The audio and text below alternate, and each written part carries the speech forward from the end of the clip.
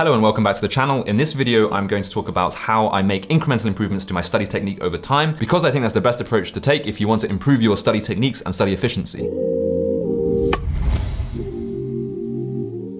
So we all have our own inclinations, and what works best for us might not work best for someone else. And there are stacks and stacks of videos out there suggesting productivity tips and principles of effective study, some of which will work really well for us and some of which won't. And I think the most useful approach to take is to gradually incorporate different ideas from different places into your own study technique, experimenting around with that and seeing if that leads to an improvement over time. If it doesn't, not maintaining it, and if it does, then incorporating that and making these incremental improvements. I personally find it less useful to do a full overhaul of the approach that you take to studying. Sometimes it can be tempting if someone presents a formula of how they do all their studying, such as I've done in this video series so far, but I don't think that is necessarily the best approach to take. I think it's better actually just to be selective and pick different ideas from different places and see how that works for you.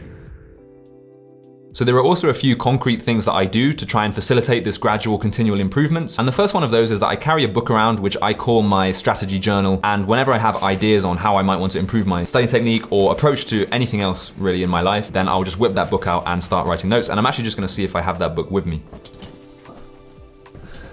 So pretty much at all times, I'll have a small book like this, A5. This is branded. I think I got this for free somewhere. It's not a sponsored video. I'm actually not too sure what they do, but just the act of carrying around a notebook and always having that with you, I found a bit of a game changer in situations where I might just have an idea of something that I want to develop. I'll then just open the next clean page and just start writing out some ideas, and I might then implement those in my study technique or maybe do a trial of that over time. And sometimes if I'm having breakfast, I'll just whip this out and start jotting down some thoughts. Maybe if I have a free moment at a bus stop or in the evening, I might just take this out and start writing. But as well as keeping this book on me at all times and jotting down thoughts, I also like to have a formal space each week to reflect, review, and think about different strategies that I want to take in the upcoming weeks. And this is something that I refer to as my weekly review. Typically at some point, usually on the weekend, maybe a Saturday evening or a Sunday morning, I will take out the book and I will just spend about an hour overviewing the things that I did that week, what worked well, what could be improved. And then I'll have a bit of a brainstorm about things that I might want to try the coming week, maybe mini experiments that I want to try, different types of techniques, or different approaches to some area of my life. And obviously at the moment I'm talking about this in the context of study habits and study techniques. I actually apply this to other domains of my life as well. If there's some sort of project that I'm working on and I'm trying to decide what direction I want to go in it with, this is typically the space where I will sit down and be thinking about that and think about what the next steps that I want to take are. And more recently, I've actually started writing up this reflection more formally and sending it out as a weekly email. So if that's something you'd be interested in receiving, then check out a link in the description below. But yeah, this is something that I found particularly useful, just having that formal space at some point during the week when you're going to review, think about strategies, etc. So then the rest of the time, I don't spend too much time thinking about it, maybe in a window of time if it opens up and I feel quite reflective, but otherwise I will just be focusing on executing on the tasks of that week.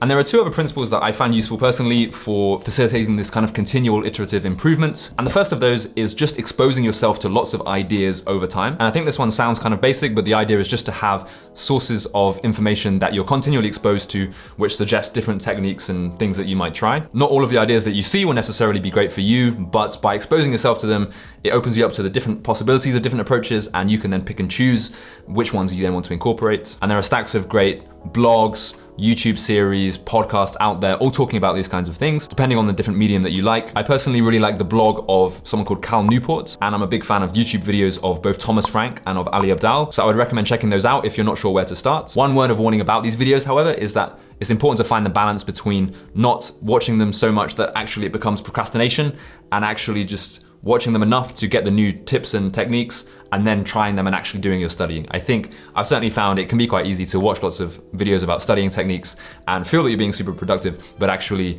you're kind of using that as your means of procrastination. So I think that's just something to be wary of and to be careful about. And the approach that I tend to take for this is that I won't try and keep up to date with the latest study technique videos. I'll typically have times where I just binge watch the different productivity videos produced by different creators over the last few months. And I find that that's, for me, is enough to keep on top of the different pieces of software that have come out and the different techniques that are now kind of doing the rounds in the study tips sphere. Because I think a lot of these tips, they're not necessarily time sensitive, so it doesn't matter if you see it now or in a few months' time.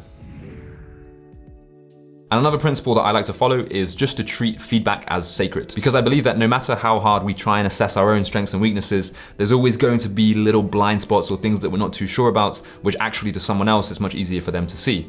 So I like to try and proactively get feedback from other people around me, maybe from teachers or lecturers, or feedback in the form of assignments and marks and results, just to gauge what are the areas that you're doing well in and what areas might you need to improve. So I just try and be super proactive about asking people for feedback and just being very open to it, trying not to be defensive if they're maybe going a bit hard on their critique, just try and take it on board as constructive criticism. But yeah, those are some principles that I found useful to maintain kind of continual improvement in the study technique that I use. In the next video, I'm going to talk about how I maintain focus and overcome my difficulty with staying focused on a particular task. So I hope you found that video useful, and I'll see you in the next video.